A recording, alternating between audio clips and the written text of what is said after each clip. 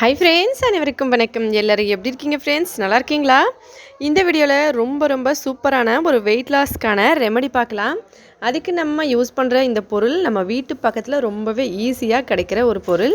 இது 100% உங்களுக்கு ரிசல்ட் கிடைக்கும். கண்டினியூவாக பண்ணுங்கள். தொடர்ந்து ஒரு வாரத்தில் நீங்கள் நினச்ச அளவுக்கு வெயிட்டு லாஸ் பண்ணலாம். இப்போ வாங்க இது எப்படி செய்கிறதுன்னு சொல்லி பார்க்கலாம். நம்மளோட இந்த சேனல் நீங்கள் இப்போ தான் ஃபஸ்ட் டைம் பார்க்குறீங்கன்னா நம்ம சேனல் பிடிச்சிருந்தா மறக்காமல் ப்ளீஸ் ஃப்ரெண்ட்ஸ் சப்ஸ்கிரைப் பண்ணிக்கோங்க. அதோட பக்கத்தில் இருக்க பெல் பட்டனையும் ப்ரெஸ் பண்ணிக்கோங்க. இதனால் புதுசாக எப்போ வீடியோஸ் அப்லோட் பண்ணாலும் உடனே உங்களுக்கு ஒரு நோட்டிஃபிகேஷன் வந்துடும். நம்மளோட எல்லா வீடியோஸையும் நீங்கள் மிஸ் பண்ணாமல் உடனே பார்க்கலாம்.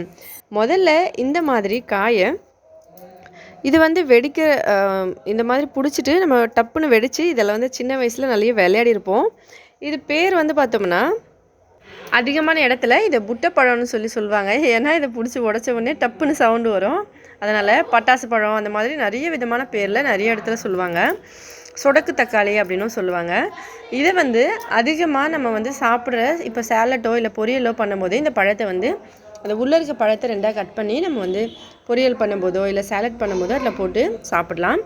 லைட்டாக எண்ணெய் போட்டுட்டு நம்ம அதில் வறுத்துட்டு தயிர் சாலட்டில் இப்போ தயிர் நம்ம சாப்பிட்றோன்னா அந்த தயிரில் இந்த பழத்தை சும்மா லைட்டாக ஃப்ரை பண்ணிவிட்டு நம்ம அதில் போட்டு சாப்பிடலாம்.